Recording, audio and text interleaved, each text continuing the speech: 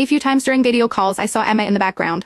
He hurriedly explained cousin Emma called to ask about the progress. When she heard I was in the neighboring city, she came over to take a look. This time, thanks to cousin Emma's help, we saved a lot of trouble. Even my dad praised me. Second-generation rich kids spend their whole lives wanting to surpass their parents, and Jack was no exception. His father and grandfather were both very successful entrepreneurs. Jack wasn't that either, but he was always overshadowed by his family's reputation. He had always wanted to prove himself.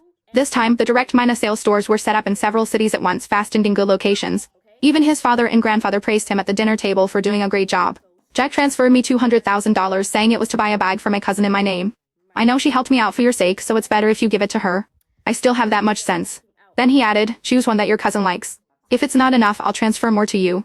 I took out my phone and called my sister, saying as soon as the call connected, thank you for helping my boyfriend. He says he wants to buy you a bag around $200,000 th. Do you have any preferences, or should I just transfer the money to you? There was a pause on the other end, then a slightly deep male voice came through. Lily, why is your boyfriend buying things for Emma? Oh my god, my cousin and my ex-cousin-in-law's contacts only differed by one character, and I had accidentally called my ex-cousin-in-law David. David, Emma, and I were all schoolmates. David was 1 year ahead of us and we would run into each other during club activities. I only praised David for being considerate once, and the next day, Emma started pursuing him openly. When a girl chases a boy, success comes easily. 2 weeks later, they got together. After breaking up and getting back together several times, they got married right after graduation. 3 years after marriage, they divorced. To avoid any misunderstanding from this big spender who still sends my sister a monthly living allowance, I quickly explained, no, she helped my boyfriend with something big. But we should thank you too, brother -in-law. This time, my boyfriend's direct sales snack brand relied entirely on your resources. I thought she was being ambitious and planning to open her own business, but it turns out it's for your boyfriend. She's more attentive to him than she ever was to me. Before I could respond, he continued, alright, I get it. I'll buy the bag for her. You keep the money for yourself.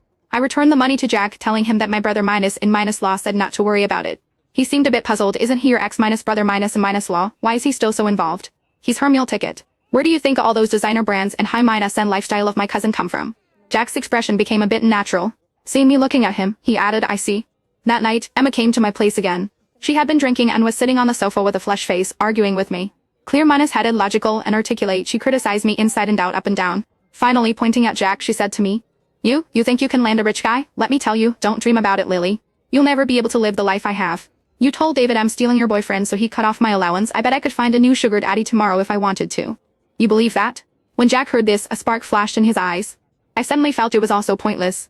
I left them in the living room and went back to my bedroom. After this incident, Jack started working overtime and going on business trips more frequently.